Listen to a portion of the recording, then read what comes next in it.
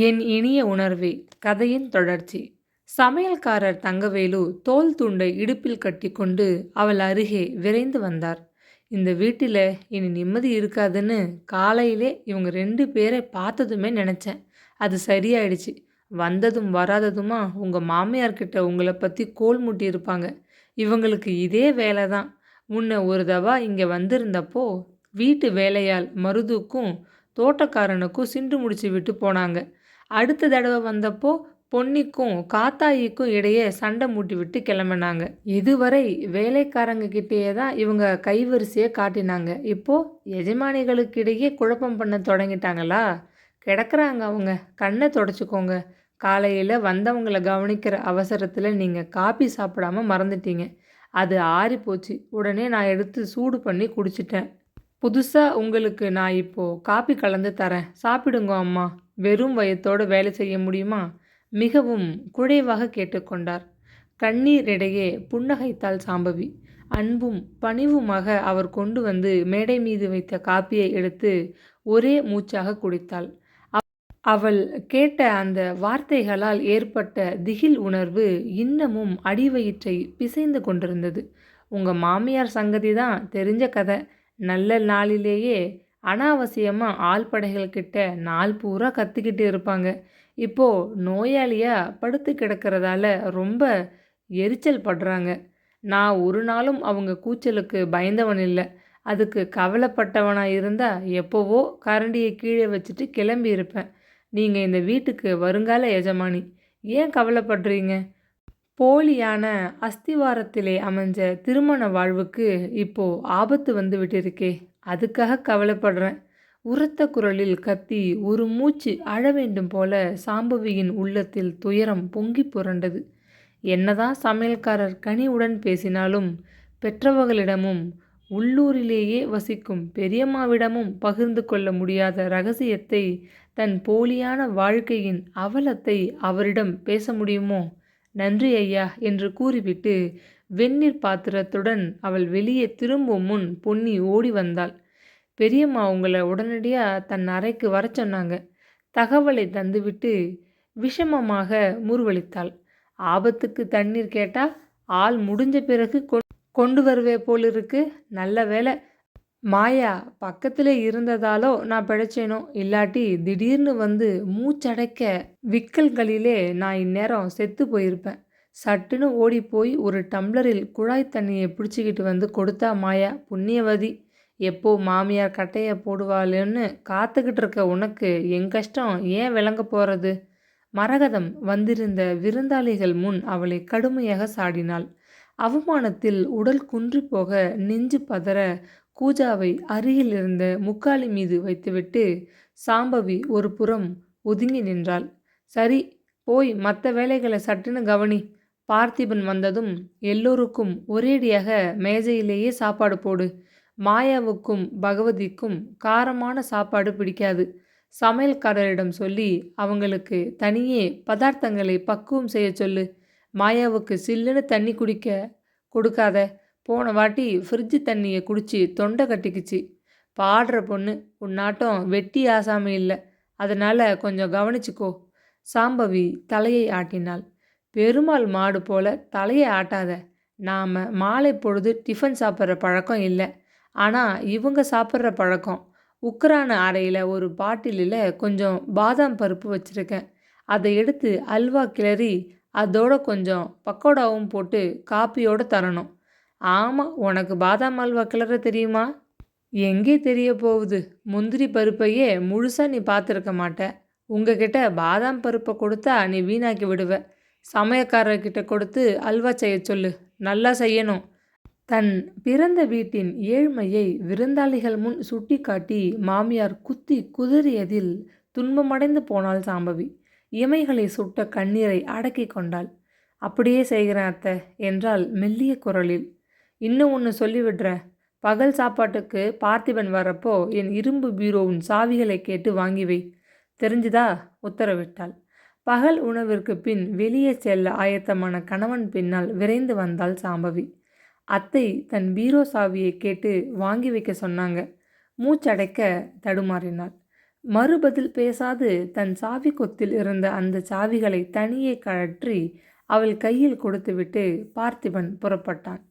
படுக்கை அருகே கிடந்த மேஜை மீது பணிவுடன் மருமகள் சாவிகளை கொண்டு வந்து வைத்தபோது விருந்தாளிகள் இருவரும் சாப்பிட்ட நிறைவுடன் அறைக்குள் புகுந்து நாற்காலிகளில் அமர்ந்து கொண்டனர். சாம்பவி வெற்றிலைப்பாக்கு தட்டை கொண்டு வந்து பகவதிக்கு கொடு. உக்ரான அறையில் பழுக்க போட்டிருக்க ரஸ்தாளி குலையிலிருந்து நல்லா பழுத்ததா பார்த்து 4 எடுத்துட்டு வந்து மாயாவுக்கு கொடு. நம்ம தோட்டத்து ரஸ்தாளியே அவள் பிரியமாக சாப்பிடுவா. ஆகட்டும் அத்தை. இரு, அதுக்குள்ளே ஓடிடாத.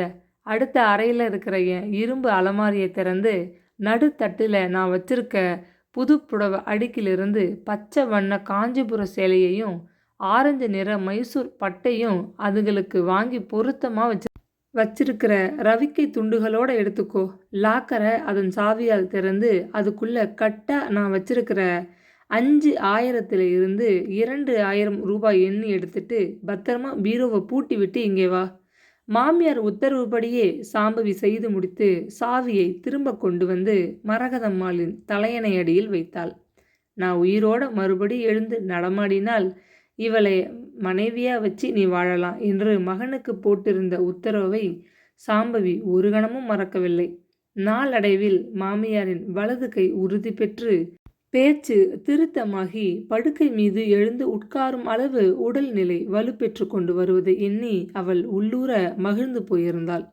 இன்னும் கொஞ்ச நாட்களில் மரகதம்மா காலை ஊன்றிக்கொண்டு நிற்கிற சக்தி பெற்று விடுவாங்க. அப்பொழுது அவங்களுக்கு நீ உதவி செய்து நடக்க பயிற்சி தரணும். முதலில் உன் உதவியோட நடப்பாங்க. பிறகு சுவற்றை பிடிச்சிக்கிட்டு நடக்க ஆரம்பிப்பாங்க. கவனிப்பு தொடர்ந்துக்கிட்டே இருந்தால் வர பொங்கலுக்குள் மரகதம்மா ஊன்றுகோல் வச்சுக்கிட்டு வீட்டுக்குள் வளைய வருவாங்க. அதுக்கு பிறகு வைத்தியலிங்கம் சிரித்தார். அதற்கு பிறகு என்ன நடக்கும்? ஆவலுடன் சாம்பவி கேட்டாள்.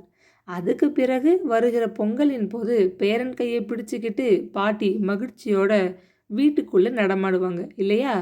சாம்பவியின் முகம் குங்குமமாகியது. அப்படி ஒரு வாழ்க்கை அவளுக்கு காத்திருக்கிறதே என்கிற எதிர்பார்ப்பின் இன்ப உணர்வில் பூரித்து கிடந்தவளுக்கு இப்பொழுது எத்தனை பெரிய அதிர்ச்சி! அவள் பொறுமையாக எத்தனை காலம் வேண்டுமானாலும் காத்திருக்க தயார்.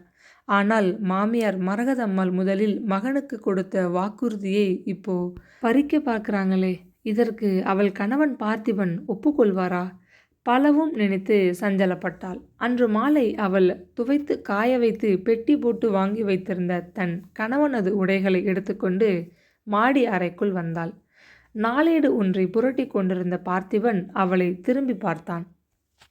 மனைவியின் முகம் மிகவும் வாடி இருப்பதைக் கண்டு நெஞ்சம் துணுக்குற்றான். சாம்பவி, ஒரு மாதிரி இருக்க? உடம்புக்கு முடியவில்லையா? தொடர்ந்து விருந்தாளிகள் வருவதை சமாளிக்க கஷ்டமா இருக்கா? அம்மாவை கவனிச்சு கொண்டு வீட்டு வேலையை செய்துக்கிட்டு வந்தவங்களையும் உபசரித்து அனுப்புறது ரொம்ப சிரமமான காரியம்தான். மறுபடி அந்த நர்ஸ் கமலாவை உதவிக்கு கூட்டிக் கொள்ளலாமா? மிகவும் அன்புடன் அனுதாபத்துடன் கேட்டான். அலமாரி தட்டுகளில் அவனது உடைகளை அடுக்கி கொண்டிருந்த அவளுக்கு அழுகை குமுறி கொண்டு வந்தது. உங்க தாயார் வேறொரு திட்டம் தீட்டியிருக்காங்க. என்ன ஒதுக்கிட்டு மாயாவை தன் மருமகளாக ஏற்றுக்க விரும்புகிறாங்க.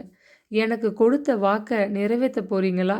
இல்லாட்டி உங்கள் அம்மா பேச்சின்படி என்னை என்னை மேலே சிந்திக்க முடியாது புரண்டு கொண்டு வந்த துக்கத்தில் துடித்த உதட்டை கடித்துக்கொண்டு தழும்பிவிட பயமுறுத்திய கண்ணீரை சமாளித்தபடி கீழே விழுந்து விடாதிருக்க ஆதரவாக அலமாரி கதவை பிடித்து கொண்டாள். நேரடியாக அதற்குள் அவள் அவனை கேட்க சாத்தியப்படாதே.